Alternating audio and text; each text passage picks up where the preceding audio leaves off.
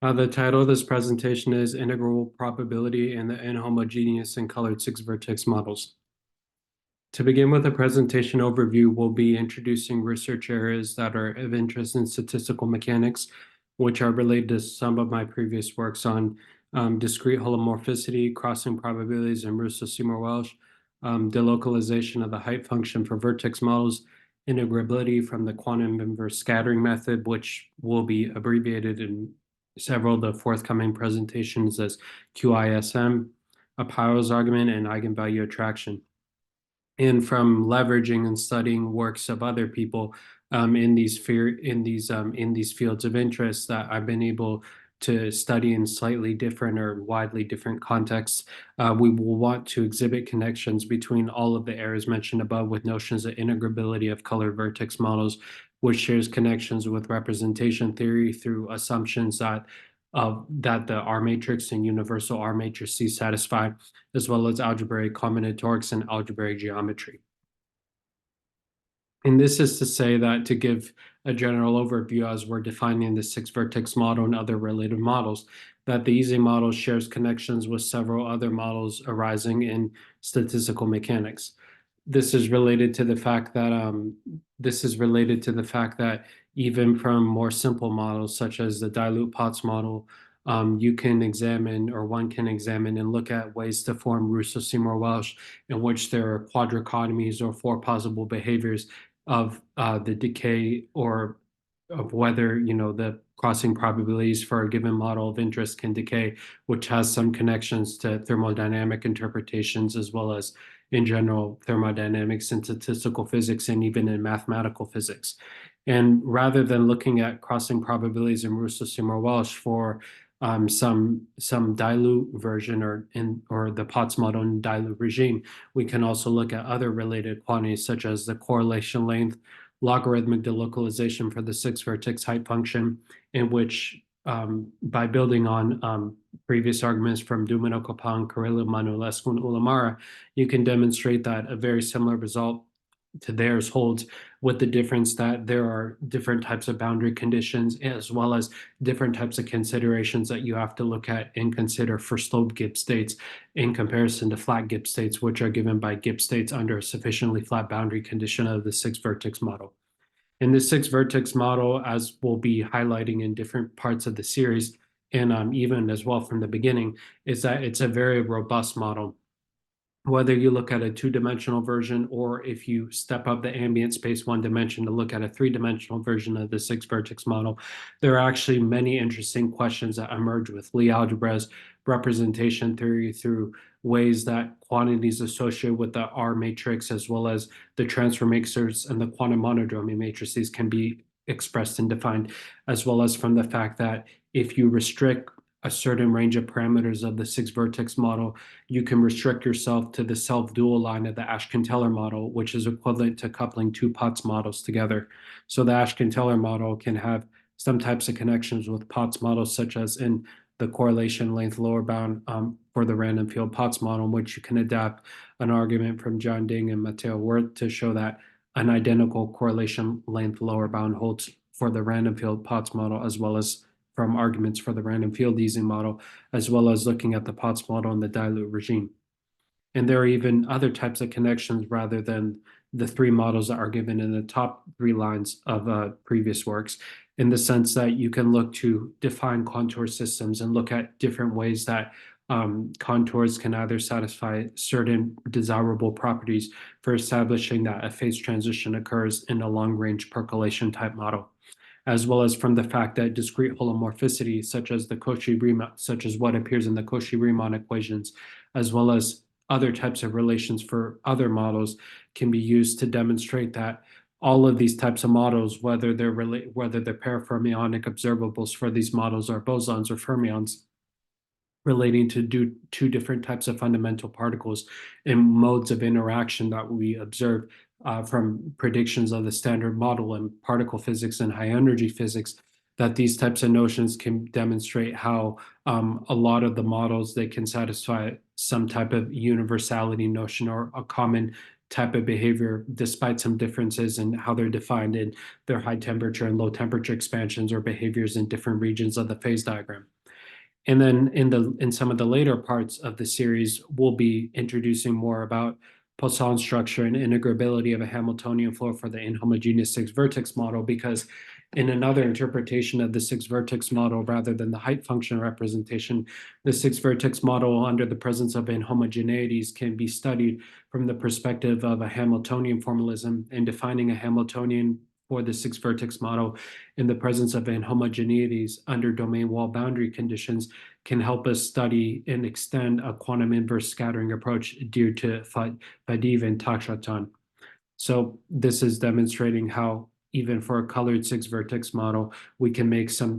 look to study this method further in a more general setting of a colored vertex model to determine whether there are any notions of colored integrability from just notions of integrability for an uncolored regular vertex model. And this is even related to encoding of open boundary conditions of the D23 spin chain and how this can be interpreted from different sectors and behaviors in sectors of a conformal field theory from the root density approach for the beta equations, which comes into play in several different areas of mathematical physics. So first, I'll just want to go into a little further rather than that broad motivation and actually defining what the Ising model is and demonstrating how one can introduce probability from statistical mechanics and furthermore build on different interactions of models on the lattice for moving towards the six-vertex model and putting more complications or more qualities or characteristics of the six-vertex model on top of the uncolored vertex model. So this is given by the fact that the Hamiltonian for the Ising model is given under boundary conditions eta supported over a finite volume lambda, which is a subgraph of the square lattice, a random a subgraph. This is a deterministic subgraph of the square lattice, and the Hamiltonian of a spin configuration sigma without the presence of an external field or a random field or any other type of boundary effects is given by minus the j of xy, the coupling constant between positions x and y, sigma x, sigma y, where x and y vary over points in the finite volume.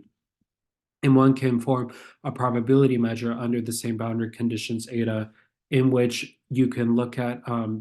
the following condition here, which is given by the fact that if you want to look at the influence of the boundary conditions eta, this top superscript indicates the boundary of the probability measure,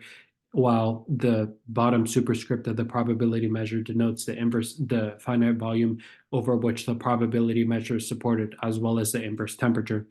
And this is given by the exponential of beta times the inverse temperature times the Hamiltonian normalized by the partition function over boundary conditions eta, which we can just abbreviate with a few less superscripts and subscripts as exponential beta h of lambda normalized by the partition function.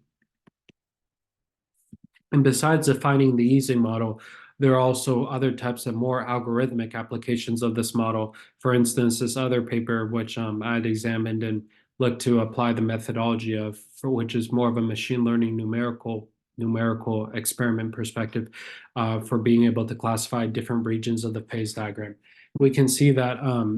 by using a Born machine, which is a type of, it's almost like a network, like a neural network. You can train the Born machine on certain training set, like a training set, which is dependent upon the Hamiltonian of the model, like the Hamiltonian for the Ising model that we defined in the previous slide. But you can also look at training a Born machine for other types of models for either being able to probe quantum many-body systems or any other dynamic characteristics of a model that you would expect to be qualitatively different from the point of a perspective, or from the perspective of an experiment at the inverse temperature. In figure 2 of this paper from these authors, they draw our attention to the fact that there's the Ising model also plays into the XY model and the XX model, because it can introduce a partition of the phase space in the sense that you can see that about the point y or h is equal to 1, because the phase diagram for the quantum XY chain, as they describe and define in their paper, it's given by mapping h, which is one of the external fields, by gamma, which is another parameter, which is incorporated into the Hamiltonian, which is defined for the quantum XY chain, which is almost analogous to the Hamiltonian for the Ising model, just with a couple of different terms and a couple of different constants. We can see that this line, which is given by gamma is equal to 1 for the Ising model, exhibits behavior comparative to what the Ising model would exhibit in its critical or near critical behavior, as well as the fact that if we look at different regions of the phase space relative to this h is equal to 1 line, which corresponds to the Ising model, we can either encounter a disordered regime as well as passing through a critical XY model at this line gamma, or at the line, sorry, this was gamma is equal to 1 the whole time, but at the line h is equal to 1, as well as the fact that under this h is equal to 1 which corresponds to the critical XY model, there can be either ordered or oscillatory behaviors, as well as encountering a critical XX model between h is equal to 0 and h is equal to 1. And their formalism very much makes use of a Hamiltonian from statistical mechanics, but it pursues a little bit of a different direction in the sense that it makes more of a connection with quantum physics, because quantum physics is very much concerned with being able to observe properties of matter given the constraints from the Heisenberg uncertainty principle that you can't observe with infinite precision either the momentum or the position of a particle at the same time, because if you put more resources into making sure that you can measure one quantity, your certainty of the measurement and the other quantity either diverges to positive and diverges to infinity in comparison to the other quantity or the other property of your particles on your ensemble of particles that you're trying to observe more precisely. So this is given by the fact that in many areas of quantum computing and quantum physics in general, people make use of a ground state MPS, or a ground state matrix product state, which is used as an ansatz for either a Bohr machine or quantum circuits or more complicated computational architectures, which can then be used to predict the ground state, the probability that some ensemble of particles or a particle is in the minimum lowest state compared to the interactions in the Hamiltonian that's given by the XY model. And after having predicted the ground state from some probability measure, they make use of the Bohr machine, which allows them to learn a matrix product state corresponding to the minimum energy of the system, from which they can sample a learned probability measure, hat P of V, which will allow them to determine or predict whether, given some sample of this system, or a system that's exhibiting quantum many-body dynamics, which region of the phase diagram would the interactions likely fall under, and what would be the probability of looking at different regions of the phase diagram at different inverse temperatures and other parameters of interest, whether it be the external field or one of the external fields or another external fields, which mediates some additional interactions which are defined for the quantum XY chain on top of the Ising model Hamiltonian. And we can also define the long-range version of the Ising model, which is given by the fact that it's defined very similarly to what we had introduced in the 2 slides ago, but from the fact that we can include an external field, which is given by the fact that one of the points x belongs to the finite volume, but however, the other point y belongs to the complement of the finite volume. So in this sense, in this definition of the Hamiltonian in comparison to the Hamiltonian that we give in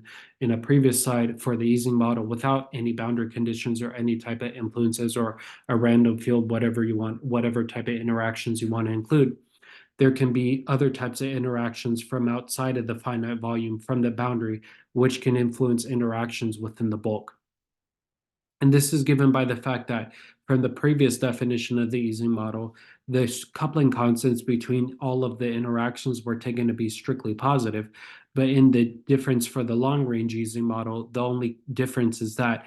you just take j to the reciprocal, the absolute value of x minus y raised to the alpha, given that x is not equal to y.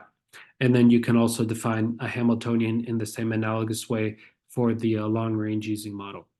from the Hamiltonian in the absence of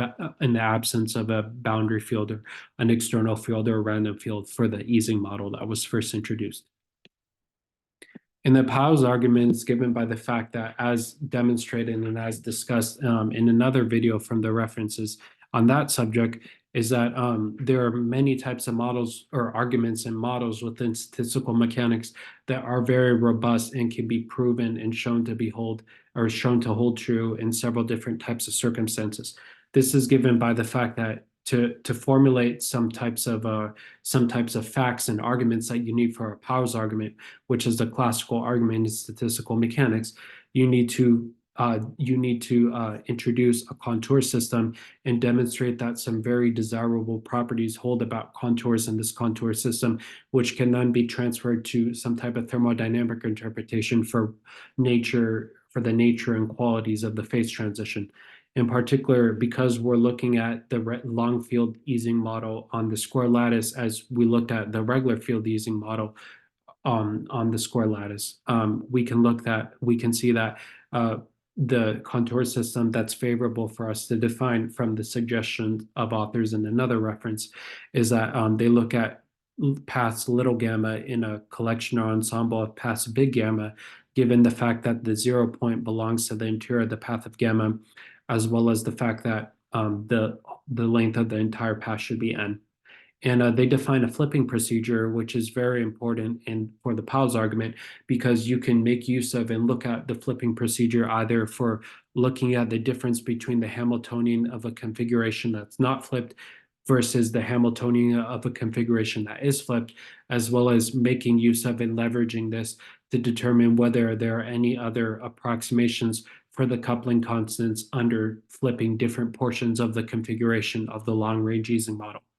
And in particular, one of the simpler flipping procedures which they define in their paper and they make use of is given by a map from R of ZD to R of ZD into itself, given the fact that if you want to flip the spin at site I, is given by the fact that you flip all of the spins if I belongs to some set A in which sigma goes to minus sigma, whereas you leave all of the remaining spins unchanged. So this can create a difference in the energetic cost or the probability of sampling a different type of configuration depending upon what you take your set A to be, and as well as the total number of vertices, the total number of I which belong in A, which would influence how many spins you flip from sigma to minus sigma, or vice versa, from minus sigma to sigma. And now that we've been introducing a couple of notions and models within statistical mechanics and being able to highlight and talk about thermodynamics, connections with mathematical physics, as well as mentioning that from the beta equations and the beta ansatz, there can be some connections with representation theory, algebraic combinatorics, and geometry, which we can mention in future parts of the series. We can just introduce the six-vertex model first to establish more of a baseline understanding, and then we can demonstrate how more the algebraic or combinatorial interpretations and qualities of this model emerge. So the six-vertex model is given by the fact that it's called a nice model, which is also called a vertex model, and it was first seminally introduced by Pauling, who he was very interested in modeling thermodynamic properties of ice. And for now, we're going to start out with the two-dimensional version of the six-vertex model because it's a lot more simple than the three-dimensional version. But still, looking at the lower dimensional version of square ice at first is very helpful for establishing some more simple characteristics, which become more complicated in the three-dimensional six-vertex model. And this is given by the fact that we have to have configurations in our sample space for the six-vertex model, which satisfy the requirement that either two arrows can point in and two arrows have to point out of each one of the vertices. And it's given by the fact that, as we can see for this first possible configuration here, it's given by, we also have these values, these numbers which lie on each one of the faces, which is given by the fact that a height function representation exists. And the height function representation is given by, which we'll define more formally in the next couple of slides, is given by a graph homomorphism from the faces of Z2 into the reals, or into the integers. And this is given by the fact that we can look at either depending upon the orientation of the arrow about each vertex, the height function will increment either +1 or -1, which will then determine which will then give us a lot of types of characteristics and properties of the height function that we can use to formulate a lot of percolation type questions and connectivity type questions, in which we can see, depending upon the value of the height function and the value of the slope of the height function that we enforce along different boundary conditions of the finite volume, whether it be in the strip, in the square lattice, or on the cylinder or on the torus, that we can establish a logarithmic delocalization result for more complicated boundary conditions rather than just sufficiently flat boundary conditions. And this is directly adapted from the paper on the logarithmic delocalization of the height function from Dumino, Copan, Carrilla, Manolescu, and Olamara, in which they provide this more near the beginning when they're just defining the six-vertex model as a way to just visualize how the orientation of the arrows, and also depending upon the orientation of the arrow that one crosses when traversing between neighboring faces, how the height function would either go up or down by one. And from another paper, which is given by Keating, Reshatikin, and Sridhar, they provide a line representation of the six-vertex model, which is a very similar representation to the first diagram that's given for the six-vertex model on the top, with the exception that you can either color lines bold or not, or leave them uncolored, depending upon the orientation of the arrows from the six-vertex model.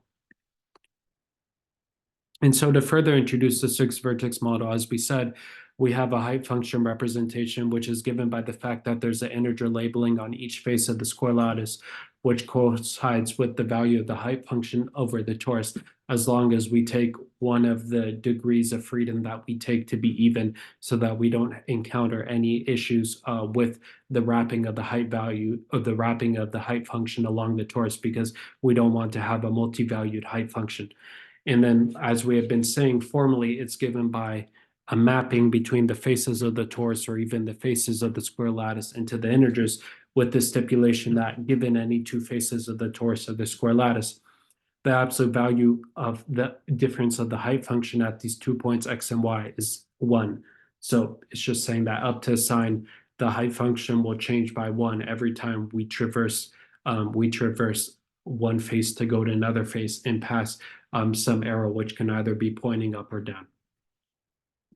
And we can express the weight of the six-vertex model, W6V of omega, where omega is a configuration of the six-vertex model, or W of omega for short, as A1 to the N1, A2 to the N2, B1 to the N3, B2 to the N4, C1 to the N5, and C2 to the N6. And we can make use of this weight to simplify things a little bit for us as probabilists, because we can look at an isotropic parameter choice in which we set A1 and A2 equal to A, B1 and B2, B1 and B2 equal to B, as well as C1 and C2 equal to C. And then this is just doing that, in which demonstrating that under the isotropic parameter choice, one can map the general definition of the weight expressed for the six-vertex model, expressed in terms of the weights A1, A2, B1 and B2, C1 and C2, in terms of A to the N1 plus N2, B to the N3 plus N4, C to the N5 plus N6. And then in a way, just that's just a little bit different for the Ising model, or the long-range Ising model, or even the quantum XY chain. Instead of taking an exponential of some Hamiltonian to formulate the probability for the six-vertex model of some configuration omega that's supported over the torus T sub n, we instead just take the weight W of omega and normalize by the partition function of the torus to obtain a suitably defined probability measure. And for now, we just haven't introduced any boundary conditions on the six-vertex probability measure, but this is given by the fact that you can consider this under sloped and flat boundary conditions alike. And the definition of the weight, when you initially define the six-vertex model, it's the same. However, the sloped and flat boundary conditions exhibit a lot of types of differences, because under flat boundary conditions, there can be faces either of the six-vertex model that freeze with probability 1, or at least some positive proportion of the faces within the finite volume freeze with positive probability, in which all of the vertices are of the same type. So this poses a lot of different types of complications and different types of considerations for the slope Gibbs states that one has to consider. if you're looking to study characteristics of the six-vertex model, whether it be logarithmic delocalization of the height function or extending Russo-Seymour-Welsh type arguments for the Ashkin-Teller model, the generalized random cluster model, or other types of spin models like I discussed in one of the preprints. And besides these basic definitions for the six-vertex model, inhomogeneities can be introduced from the following construction on the R matrix. And we can also look at, defining the disorder parameter in drawing the viewer's attention to the fact that disorder parameter, it plays a role into how the R matrix is constructed, as well as how inhomogeneities can be structured or can be studied for the six-vertex model. And this is given by the fact that the disorder parameter is given by the following quantity in terms of the weights that we had introduced in a previous slide for the six-vertex model, in that it's given by A1 plus A1, A2 plus A3, A4 minus A5, A6 divided by 2 to the 2 times the square root of the product of the first 4 weights. And now we can actually introduce how this disorder parameter, which we had defined in the previous slide and which has been studied in many different papers and has a conjectured phase diagram into ferroelectric or antiferroelectric phases, which can represent the presence of either disorder or disorder or no disorder on the system. We can define the R matrix for the six-vertex model to demonstrate how we can return to these types of notions for the R matrix with the universal R matrix, and how this can relate to Lie algebras and allow us to encounter different type of algebraic structures and qualities for the six-vertex model when we pass to the higher dimensional three-dimensional model, in comparison to just the R matrix and other types of objects that are introduced in a simpler case for the two-dimensional six-vertex model. And this is given by the fact that the R matrix is defined in terms of the following matrix. A lot of the entries are 0, given by the fact that all the diagonal entries are non-zero, which exhibit values A, B, A, or B, depending upon the isotropic parameter choice, which we had introduced for the six-vertex model in the previous slide, as well as the fact that there are other types of parameters, H and V, which are two external fields, which can be introduced to obtain a parametrization of the weights of the six-vertex model. And then the other two entries, which are non-zero, are the C parameters, which is the last isotropic parameter, which we introduced for C1 and C2. So we introduced the R matrix because it's going to satisfy a lot of very interesting and helpful qualities, such as the Yang-Baxter equation and an intertwining relation, which is also relating to a quantum zipper argument, which is important because when we're looking at notions of integrability for either the three-dimensional six-vertex model or notions of integrability for a colored vertex model, we can still formulate an R matrix, but it won't satisfy the beta equations or the Yang-Baxter equations. So there are going to be some qualities and properties of the R matrix which are going to be weaker when we're passing to the higher dimensional case, which is important, and it's very helpful to know what the difference between the properties of the R matrix or other types of objects such as the L operators, which we'll introduce a little bit later, how that relates to either the model in 2 dimensions or 3 dimensions. And the six-vertex model also has a lot of connections with spin chains and other models of higher energy physics or different areas of statistical mechanics or disordered materials, because it can be used to look at another model, which is the D22 spin chain, which is relating to a lower rank approximation of the D23 spin chain, which was related to one of the models that I'd introduced in a previous preprint,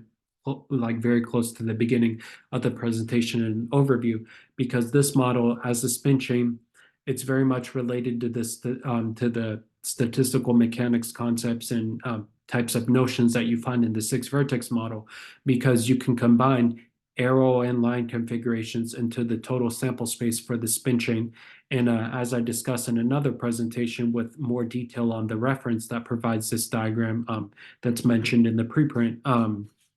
you can construct a larger sample space with 38 possible configurations. And from these first 6 configurations, they directly coincide with the first 6 configurations which are given by the six-vertex model. However, there's a degeneration of the ice rule, which allows for many other different types of configurations to appear in the sample space.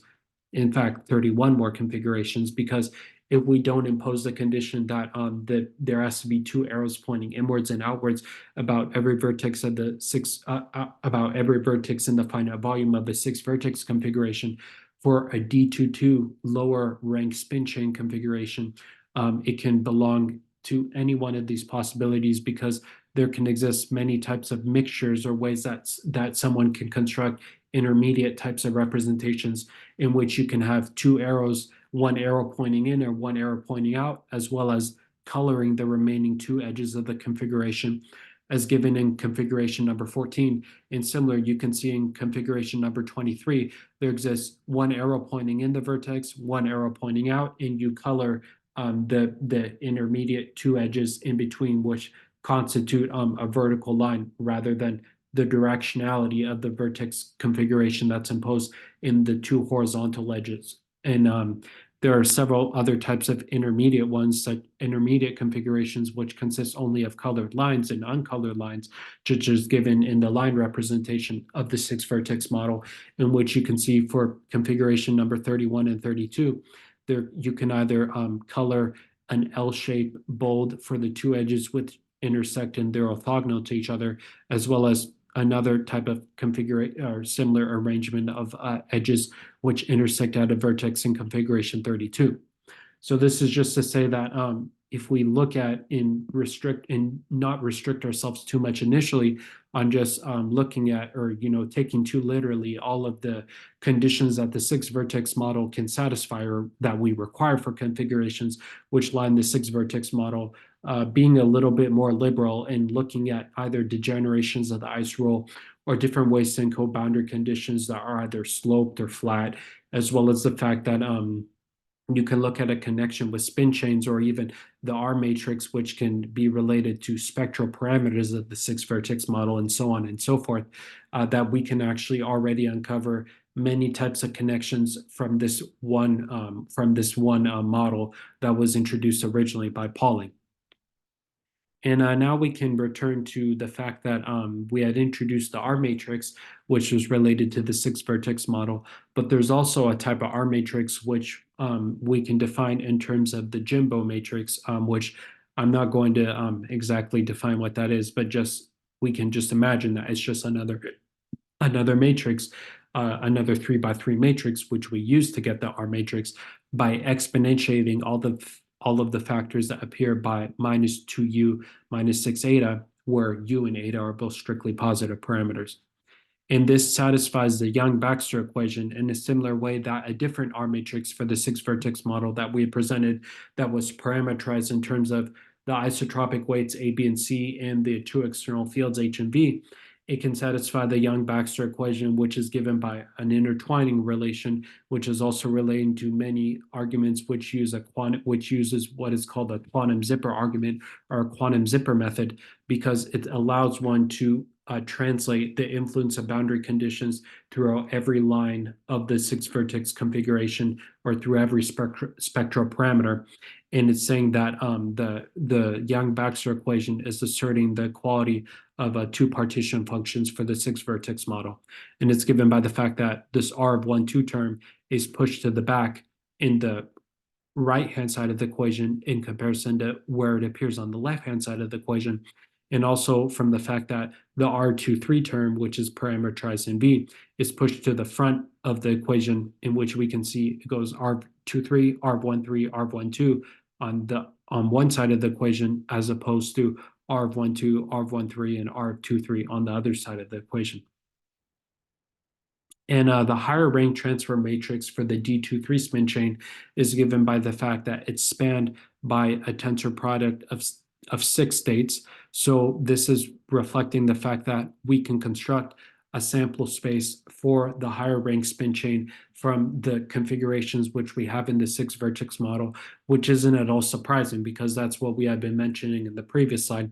namely that you can mix arrow and line configurations together from a degeneration of the ice roll, because you don't require that there are always two arrows pointing in and two arrows pointing out in all lines, because there can either be 0 arrows pointing in, 2 arrows pointing in, or even all of the arrows pointing in. So this is given by the fact that we can define the transfer matrix under an open boundary encoding of conditions for the D23 spin chain, which is the higher rank spin chain, as just boldface T of open of U. And this is just given by a trace of a product of K and R matrices, which we're going to be defining explicitly in a future slide. And so this is the explicitly how we write out the transfer matrix, in which we encode boundary conditions through the K matrices, in which on one side of the spin chain, say the left side or the right side, whichever side you prefer, as long as you keep that convention,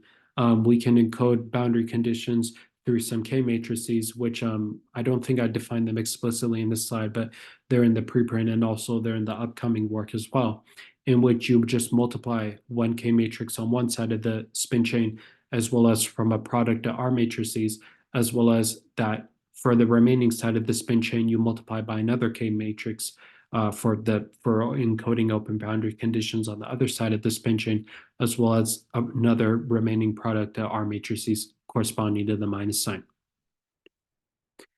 And we had been mentioning earlier that one can look at quantum inverse scattering methods and beta equations and beta ansatz for the six-vertex model and the higher rank and the lower rank spin chains, which you have been defining and relating to the six-vertex model and to uncolored vertex models. And this is given by the fact that in the presence of an anisotropy parameter, which is given by gamma, which is a different parameter than gamma that which is introduced previously for the XY chain, because that parameter gamma is coming into play in the Hamiltonian, not for anisotropy as it is in the six-vertex model.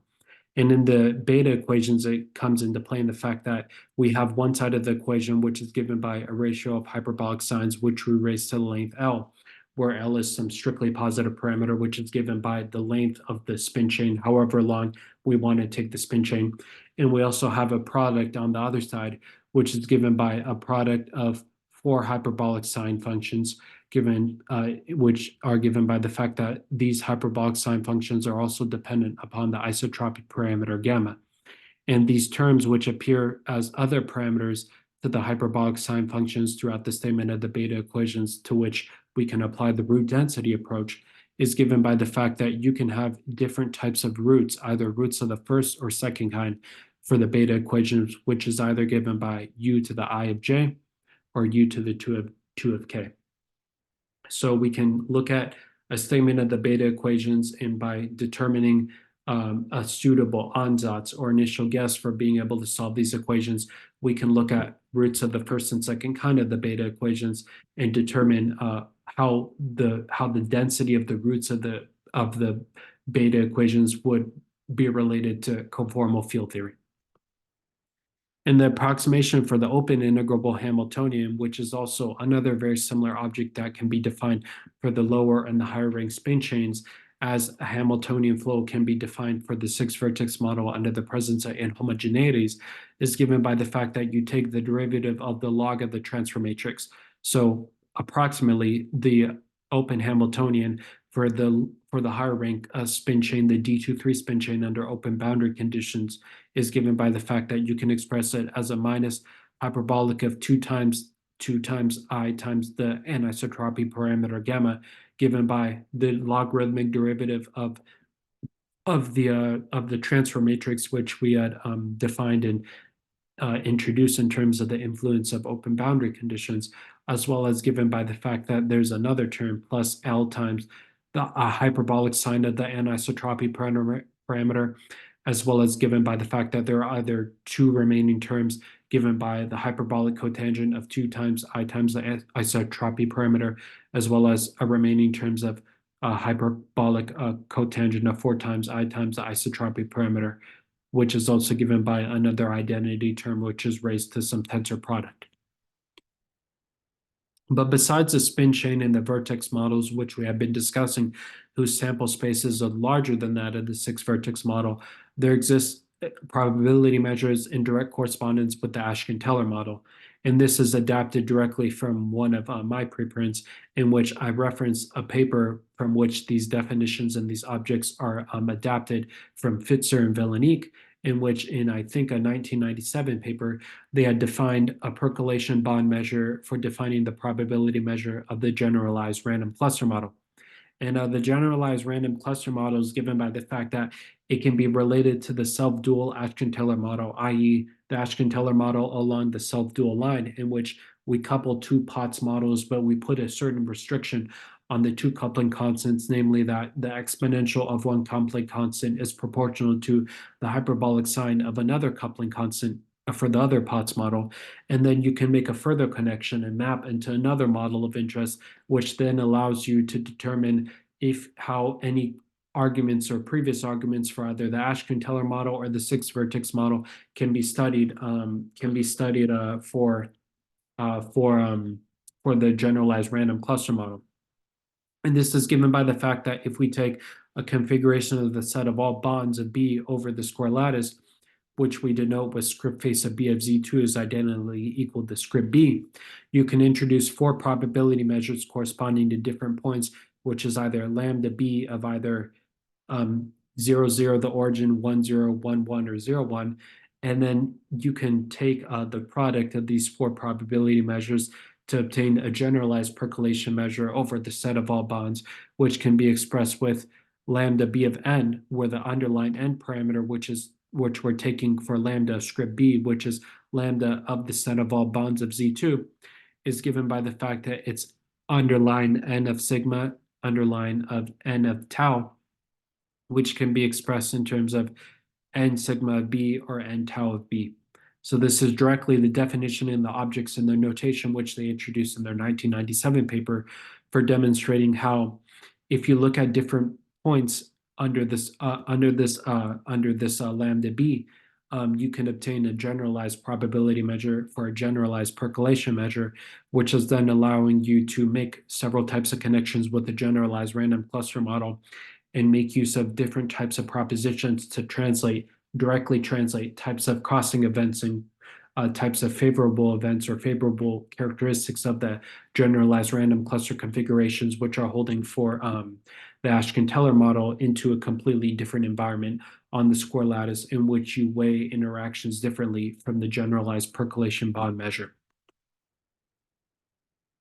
And as we have been alluding to explicitly, we can write out this generalized percolation bond measure with a product of four terms. We take a product of the lambda B of 0, 0, a lambda B of 1, 0, and a lambda B of 1, 1, and a lambda B of 0, 1. And from these four product terms, we can equivalently rewrite the product measure or the product which we're obtaining to make a probability measure in terms of A0B, A sigma B, A sigma tau B, and A tau B for the configuration of bonds, which is given by underline of N. And then this is just given the definitions which we had introduced for each of the four lambda B factors in the previous slide, which allows us to obtain an expression for the percolation bond measure by multiplying the four probability measures from the point 0, 0, 1, 0, 1, 1, and 0, 1 together. And in the presence of inhomogeneities, as we have been alluding to, the six-vertex model Hamiltonian can be shown to possess certain integrability properties by adapting the quantum inverse scattering approach. This is given by the fact that if we look at the connections between these two papers, the paper on the left-hand side by Keating, Rashatikian, and Sridhar, they demonstrate and they allude to a connection of interest which would help establish whether the Hamiltonian flow for the inhomogeneous six-vertex model is integrable by adapting and making use of some methods from seminal work from Vajeev and Tashatan in the Hamiltonian methods and the theory of solitons, in which they provide a very detailed approach in analyzing the nonlinear Schrodinger's equation and defining a Hamiltonian formalism for the nonlinear Schrodinger's equation, which then leads to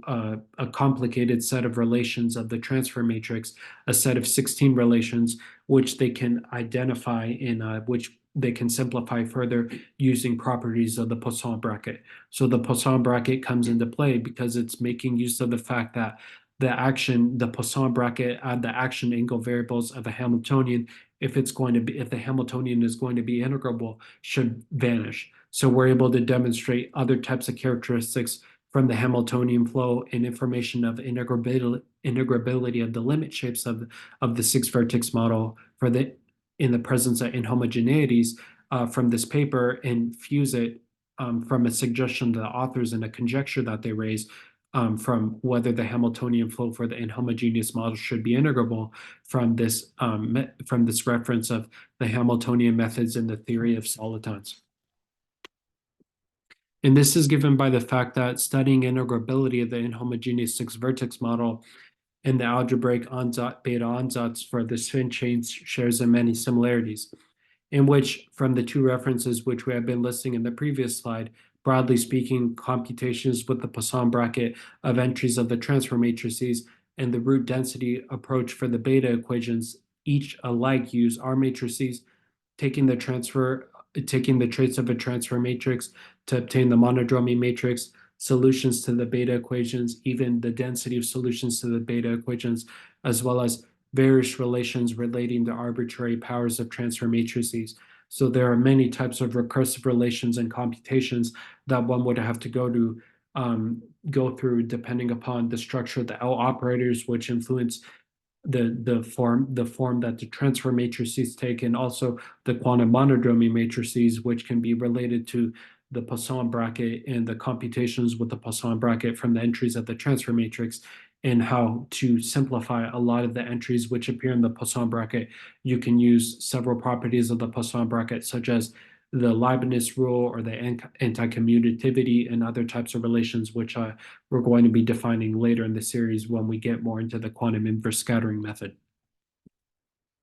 And from several methods introduced thus far in statistical mechanics, current research efforts seek to determine which models or classes of models exhibit the same types of behavior, i.e., relative to the critical point of the model. If it is known explicitly, does the probability of certain connectivity events occurring decay exponentially fast, as well as other types of thermodynamic consequences or even consequences relating to discrete holomorphicity? And secondly, how robust are Russo-Seymour-Walsh arguments from one model to another, in which in one previous paper, as we have mentioned, this question was investigated from arguments initially formulated for flat boundary conditions of the six-vertex model with connections to Ashkin-Teller and the generalized random cluster model. And for the third point, relatedly, rather than only seeking to determine how many models satisfy RSW-type properties, can notions of integrability that are developed for one vertex model be of interest or be adapted to other vertex models in the presence of coloring and or stochasticity? As we had mentioned, we have the R matrix and the K matrices, which can define boundary conditions, as well as the L operators, which can be used to get to the transfer matrix, and then the transfer matrix, which can be used to get the quantum monodromy matrix, and whether there are any points of this argument that would break down or not be able, or we wouldn't be able to execute any points of these arguments if we continue adding additional structure to the vertex model. And finally, in the fourth point, can any of the notions of universal behavior for several models be realized from any of these properties above? And to address the questions along those that were raised in the previous slide, we do the following. We draw the attention of the viewer towards the research within integral probability, in which the algebraic beta ansatz approach reveals connections between representation theory, algebraic geometry, and combinatorics, and even several other types of interpretations. And in particular, the representation theory emerges and comes into play when defining R matrices and the corresponding Young-Baxter equation for arguing that the partition functions of two models or two partition functions of either the stochastic vertex model or colored six-vertex model are equal. And additionally, by making use of a previous study for the quantum inverse scattering approach for the inhomogeneous six-vertex model, additional arguments can be made for studying the integrability of the Hamiltonian flow for the inhomogeneous stochastic or even colored six-vertex models. And I wanted to conclude the first part of the presentation, in which I wanted to give a broad overview before we move on to the other parts, which is given by the fact that we introduced the six-vertex model and several other closely related models. We discussed one logarithmic delocalization result. We at least referred to it and referred to the dependency and how this result is robust under flat and slope boundary conditions, so a broader class of boundary conditions rather than just for flat boundary conditions.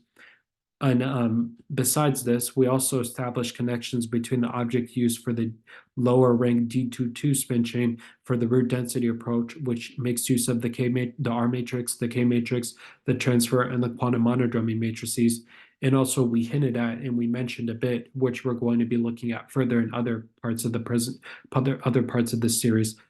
We hinted at connections between probability representation theory, algebraic geometry, and combinatorics, which can be explored from the six-vertex measure. And thanks for watching.